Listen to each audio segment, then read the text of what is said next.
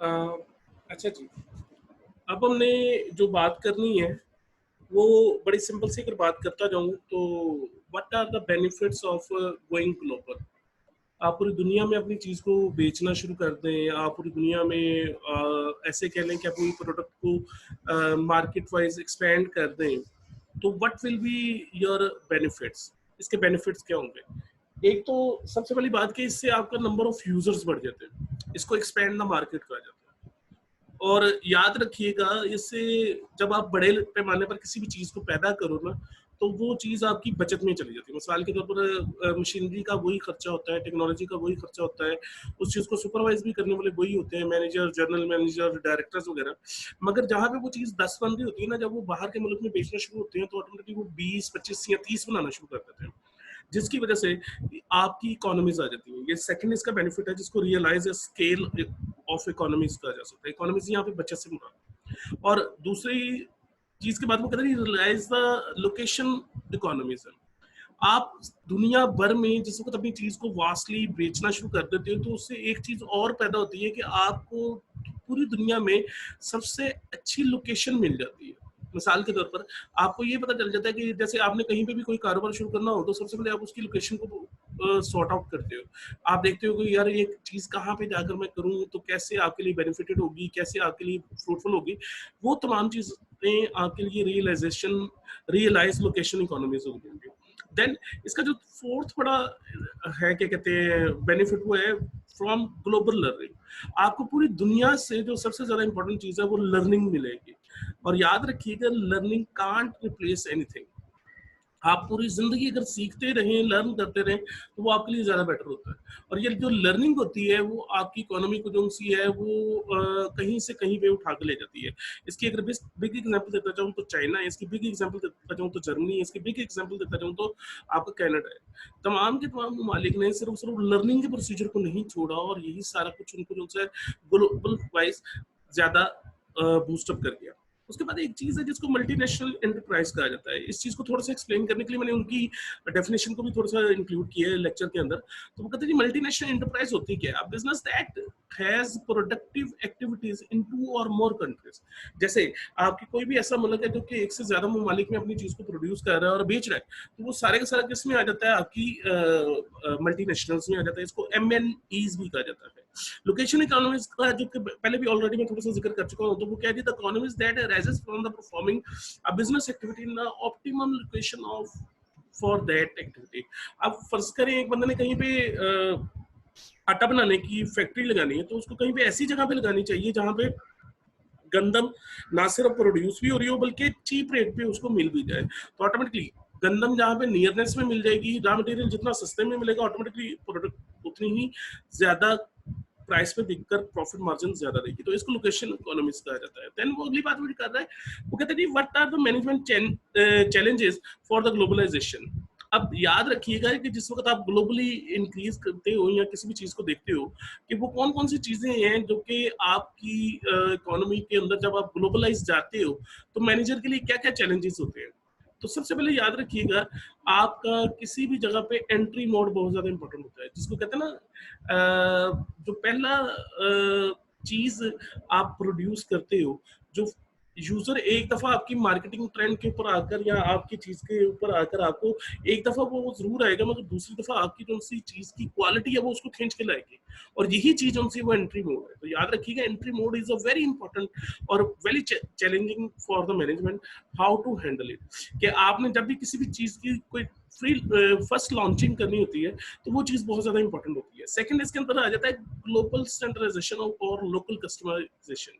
आपने ये जरूर देखना है कि जब भी आप किसी जगह पे दूसरी जगह पे लेके जाते हो ना चीज को, तो उन चीजों का ग्लोबली तो कुछ और स्टैंडर्ड होगा, मगर आपने according to the nature of और कल्चर ऑफ दैट इकोनॉमी जरूर समझनी है। जैसे मैंने आपको बेस्ट एग्जांपल इसकी फिर दोबारा मैं रिपीट करता जाऊं, KFC और मैकडोनल्ड की KFC और मैकडोनल्ड के ऊपर जब आप बात करते हो तो KFC और मैकडोनल्ड जहां जहां पे जाता है वहां की रिचुअल्स, वहां की कस्टम्स के मुताबिक वो चीज को बेचता है। जैसे मैंने पहले भी बोला कि जिस वक्त वो जाता है इंडिया के अंदर तो वो वेजिटेरियन हो जाता है, या फिर वो क्या कहते हैं चिकन और फिश के ऊपर आ जाता है। जिस वक्त वो आता है पाकिस्तान के अंदर तो उसको 4 चीजों को प्रोड्यूस करना पड़ता है, उसको मटन देखना पड़ता है, चिकन देखना पड़ता है, बीफ देखना पड़ता है और उसको फिश देखनी पड़ती है।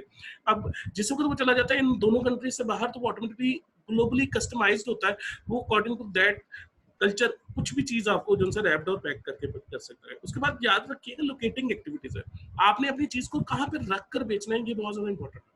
ये लोकेटिंग एक्टिविटीज होती है, और ये याद रखिएगा ये सिलेक्शन बहुत ज्यादा इंपॉर्टेंट होती है, क्योंकि ये सिलेक्शन जितनी ज्यादा अच्छे तरीके से कर ली जाए कि मैं कैसे अपनी चीज को कहाँ पे रखकर बेचूंगा, ऑटोमेटिकली वो चीज सबसे ज्यादा इंपॉर्टेंट होती है। फिर वो कहते हैं managing people in the multinational firms है।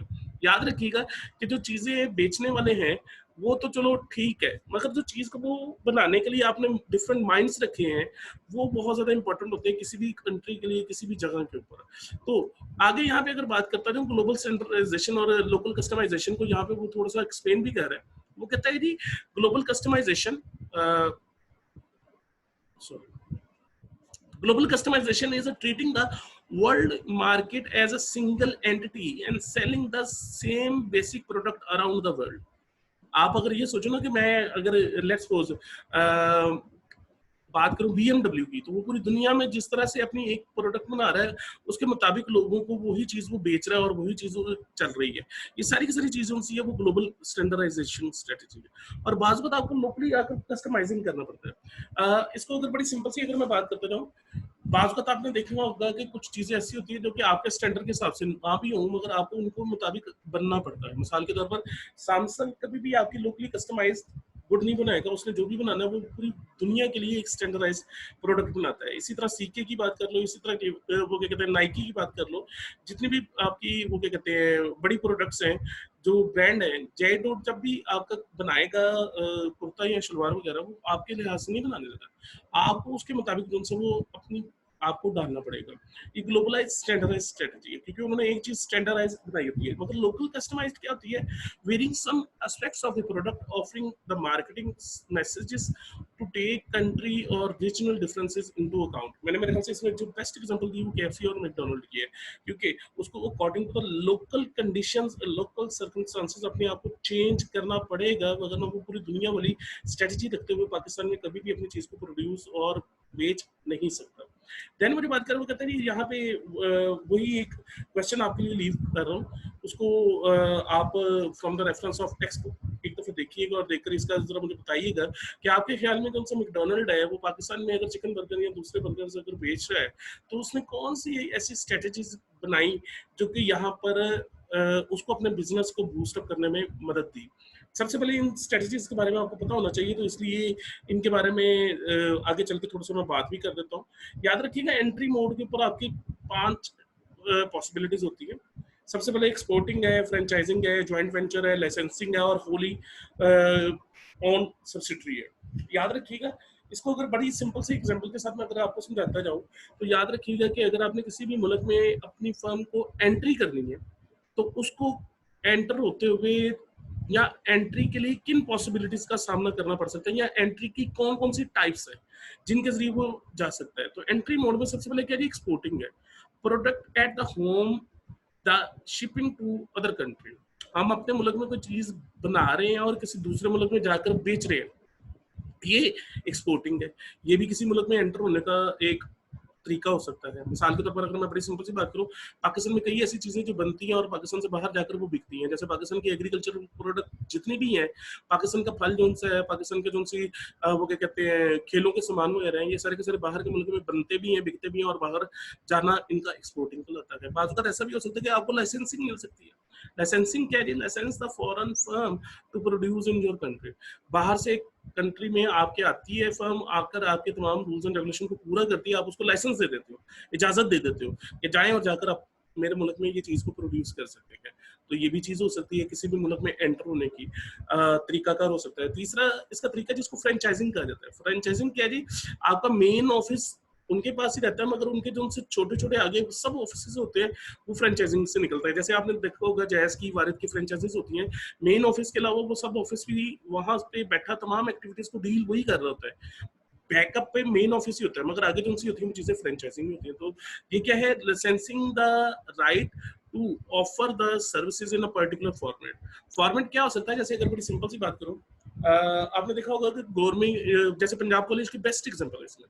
पंजाब कॉलेज आगे अपनी फ्रेंचाइजीज जब बेचता है तो उसका तमाम की तमाम मैनेजमेंट के रूल्स एंड रेगुलेशन उनके तो हेड ऑफिस करने के लिए कहता है, जिस तरह से करने के लिए कहता है वो वैसे ही फॉलो करता है। तो ये फ्रेंचाइजिंग होती है। हाँ, उसके अंदर जो मैनेजमेंट है वो सारी की सारी आप खुद भी अपनी इन्वॉल्व कर सकते हैं। मगर उसके बाद ज्वाइंट वेंचर है। ज्वाइंट वेंचर की बेस्ट एग्जांपल देता है तो थोड़ी सी ओल्ड है, मगर इसकी बेस्ट एग्जांपल है वो सोनी एरिक्सन की है। सोनी जापान की कंपनी थी, एरिक्सन मलेशिया की कंपनी थी। दोनों ने मिलकर एक प्रोडक्ट बनाए थे सोनी एरिक्सन के नाम से, और उन्होंने मार्केट में अपने मोबाइल्स दिए जो कि कीपैड वाले मोबाइल्स में काफी अच्छे थे, और काफी ज्यादा उन्होंने कंपटीशन दिया नोकिया को भी और बाकी उस वक्त के जो लोकल मोबाइल्स थे। मगर वो बाद में जाहिर बात है टू नेशंस जब आपस में मिलकर काम करती हैं तो इनको ज्वाइंट वेंचर को भी आप एंट्री का एक मोड मान सकते हो किसी भी कंट्री में ग्लोबली एंटर होने के लिए। तो वो कहते हैं an agreement between the two firms and establish a new enterprise. Sony Ericsson, दो अलग अलग कंपनी और एक नई एंटरप्राइज उन्होंने बनाई है, नया कारोबार बनाया जिसको सोनी एरिक्सन का नाम दिया, इन विच दे इक्वली पार्ट, और उनका दोनों का इक्वली पार्ट था। विद रेफरेंस ऑफ कैपिटल भी कह सकते हो, विद रेफरेंस ऑफ मैनेजमेंट भी कह सकते हो, विद रेफरेंस ऑफ प्रोडक्शन भी कह सकते हो। wholly owned subsidiary है, a foreign subsidiary that is wholly owned by the firm। ये ऐसे हो सकता है कि आप ये कह लें कि बाहर से जब कुछ चीज आती है इन्वेस्टमेंट के पॉइंट ऑफ व्यू से, तो आपके मुल्क में आकर वो पूरी की पूरी उसकी जो सब्सिडरी है, मलकियत उसकी जो सी है वो मेन कंपनी के पास ही होती है। इसको हम होली ऑन सब्सिडरी भी कहा जाता है, और ये भी जो है एंट्री का एक मोड होता है। तो टोटल आप ये कह सकते हो कि किसी भी मुल्क में एंट्री करने के लिए आप या तो एक्सपोर्ट कर सकते हो, लाइसेंस ले सकते हो, फ्रेंचाइज ले सकते हो, ज्वाइंट वेंचर ले सकते हो, या होली ऑन सब्सिडरी अपनी बना सकते हो। याद रखिएगा लोकेटिंग एक्टिविटीज में, जो कि अभी पीछे मैं थोड़ा सा उसको डिस्क्राइब भी कर गया था, मगर यहाँ पे उसको इनहेंस कर देता हूँ। लोकेटिंग एक्टिविटीज क्या है, manager have a break to operation or the firm into a discrete steps and activities. अपनी चीज को छोटे छोटे हिस्सों में डिवाइड कर दिया जाता है कि भाई मैंने जब भी अपनी चीज को कहीं पे भी बेचना है तो वो किन किन चीजों को देखकर बेचना है, जिनमें सबसे पहले मुझे ये देखना पड़ेगा कि what will be the labour cost, कि वहां पे वो जो चीज बननी है या बिकनी है उसको बनाने के लिए जो मैंने लेबर लगानी है वो कितने की बनेगी, उसकी ट्रांसपोर्टेशन कितनी होगी, उसके ऊपर कोई टैक्स वगैरह या टैरिफ वगैरह तो नहीं है, आपके मुल्क की करेंसी का और उस मुल्क की करेंसी का क्या एक्सचेंज रेट है। जैसे पाकिस्तान और डॉलर की बात कर लो, 160 का तकरीबन या 165 का तकरीबन $1 है, ठीक है, तो ऑटोमेटिकली वो 165 के बदले एक 165 टू रेशियो 1 बनती है। तो ये जरूर देखना पड़ेगा। उसके बाद स्ट्रेटेजी आप क्या रखोगे उस मुल्क के अंदर जाते हुए, किस हिकमत अमली के मुताबिक आप काम करोगे, ये सारा कुछ आपकी लोकेटिंग एक्टिविटीज में, ये किसी भी चीज को बेचने के लिए कहाँ पे रखना है बहुत ज्यादा इंपॉर्टेंट होता है। देन वो कहते हैं कि जब भी आपने लोगों को हायर करना होता है, जैसे एक अगर बड़ी सिंपल सी बात करता हूँ कि मैं किसी दूसरे मुल्क में चला गया हूँ, तो जाकर मुझे जो मैनेजमेंट रखनी होती है वो टोटल 4 तरह की होती है, ठीक है। सबसे पहले इसको यहाँ पे मैनेजिंग पीपल का हुआ है। मैनेजिंग पीपल का मतलब मैं फिर दोबारा बोल दूं कि आपने किसी भी मुल्क में जाना है तो जाकर अपने लिए जो मैनेजमेंट वहाँ की हायर करनी है आपने, वो किस तरह से हो सकती है या उसकी कितनी टाइप्स हो सकती है, आप किस तरह से देख सकते हो। तो इसको टोटल 4 टाइप्स में उसने बयान किया हुआ है। वो कहता है एक्सपर्टियाइट्स, इसको एक्सपीरियंस वाइज जो लोग हुनर रखते हैं, तजर्बा रखते हैं, वो कहा जाता है। तो वो कहता है home country executive sends to the foreign post. इसकी बेस्ट एग्जांपल दे दूं, है तो वैसे वो लोकल ही है मगर मैं समझाने के लिए दे रहा हूँ। अगर पंजाब कॉलेज कहीं पे भी अपनी फ्रेंचाइज देता है ना, तो हेड ऑफिस से अपना प्रिंसिपल भेजता है उस फ्रेंचाइज के लिए। इसका मतलब क्या है कि उनके हिसाब से उन्होंने जो बंदे को ट्रेन किया होता है अपने पास, वही उनका सबसे ज्यादा अच्छा समझा जाता है कि वो किसी दूसरे मुल्क में जाकर या किसी दूसरी जगह पे जाकर उस चीज को मैनेज करे। तो इसी तरह जब कोई कंट्री के अंदर से आप किसी दूसरी कंट्री में जाकर इन्वेस्ट करते हो, तो वहां पे ज्यादातर जो मैनेजमेंट है उसको भेजने का एक तरीका ये भी हो सकता है कि जो आपके पास सबसे एक्सपीरियंस्ड है आप किसी दूसरी जगह उसको भेजो। इसकी बेस्ट एग्जांपल दे दूं, डेस्कॉन है। डेस्कॉन इंजीनियरिंग एजेंसी है, वो पाकिस्तान के अंदर डिफरेंट प्रोजेक्ट्स कतर, दुबई, दोहा में लगाती है, और वो यहाँ से हेड ऑफिस से जितने भी उसके वो क्या कहते हैं एक्सपीरियंस रखने वाले लोग होते हैं उनको बतौर फॉरेन पोस्ट या बाहर के मुल्क में भेजते हैं। तो एक तरीका ये होता है। देन 3 इसकी टाइप्स और हैं, जिसको जियोसेंट्रिक स्टाफिंग का जाता है। जियोसेंट्रिक स्टाफिंग क्या है? Staffing policy that seeks the best people for the job throughout the organisation regardless the nationality.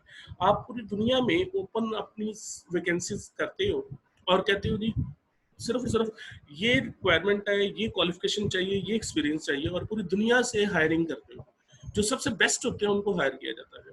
ठीक है, एक तो तरीका ये हो सकता है, मैंने पहले बोला फिर बोल दूं, आपके अपने मुल्क से अपना कोई एक्सपीरियंस रखने वाला जब भेजा जाता है तो इसको एक्सपर्टिएट कहा जाता है। अगर पूरी दुनिया से किसी बंदे को according to ability openly hire किया जाए तो इसको जियोसेंट्रिक कहा जाता है। फिर वो कहते हैं एथनोसेंट्रिक है, कहते हैं a staffing policy in which all key management positions are staffed by the home country nation। जैसे पाकिस्तान के अंदर अगर फर्ज करो तुर्की से कोई इन्वेस्टमेंट आती है तो वो जितने भी अपने वो क्या कहते हैं मैनेजमेंट की पोजीशन है, मैनेजर, जनरल मैनेजर, डायरेक्टर्स वगैरह, ये सब की पोजीशंस के ऊपर अपने तुर्किश या तर्किश लगाएं तो ऑटोमेटिकली या चाइनीज आकर चाइनीज ही यहाँ पे मैनेजमेंट की पोजीशंस को देखें तो इसको एथनोसेंट्रिक कहा जाता है।